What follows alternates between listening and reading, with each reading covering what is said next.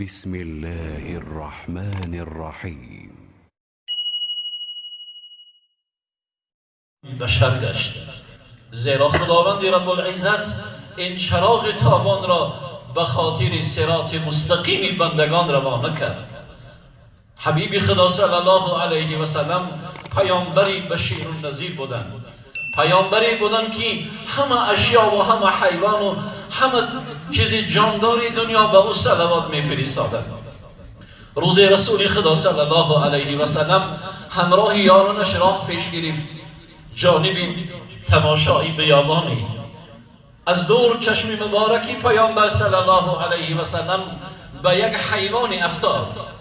زمان رسول الله صلی الله علیه و سلم مجراه سفری خویش را به اون نزدیک میکرد.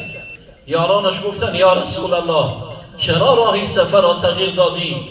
گفت من میخواهم از حال اون حیوانی که ما را نظاره دارد با خبر شود.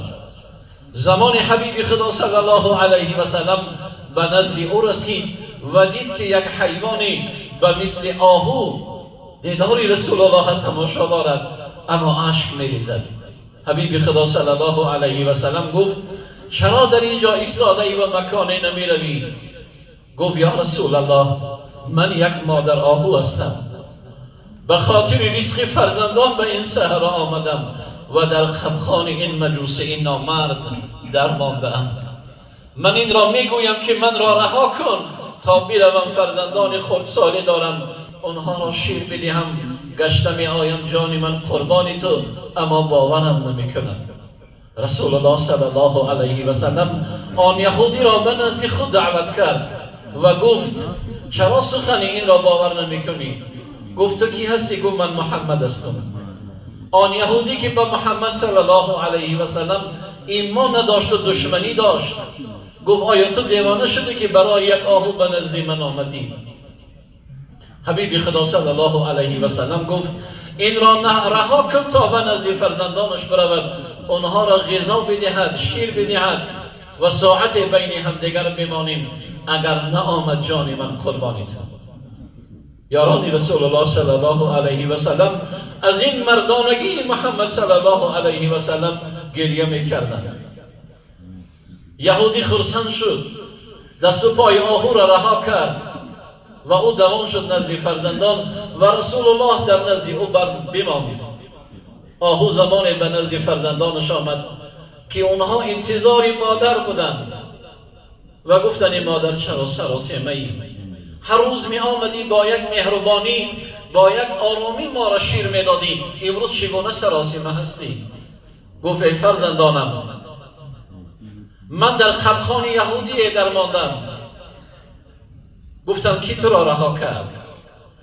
گفت پیامبری بشیر و نذیر محمد صلی الله علیه و فرزندان گفتند آیا تو از خدای محمد نترسیدی که او را در یهودی بدبخت در گرو ماندی؟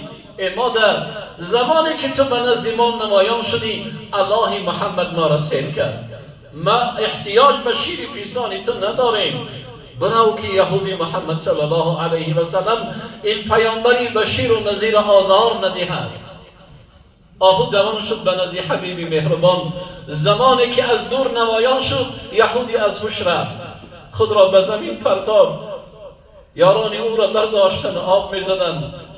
وقتی که به هوش آمد گفت یا محمد دینی تو بر حق بوده است، این حقیقتی دین حالی توست که این حیوان تو را گوش میکنه.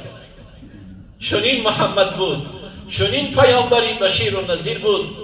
ای محبوبان محمد صلی الله علیه و سلم ما در قلبمان از محبت مال، از محبت دنیا، از محبت زن و فرزند محبت رسول الله جا کنیم، زیرا روز قیامت شفاعتگری این امتی گمراه است، شفاعتگری گناهگاران است، شفاعتگری امتی محبان است. و السلام علیکم و رحمت الله و برکاته. مطیع نفس شیطانی چه حاصل بود قدری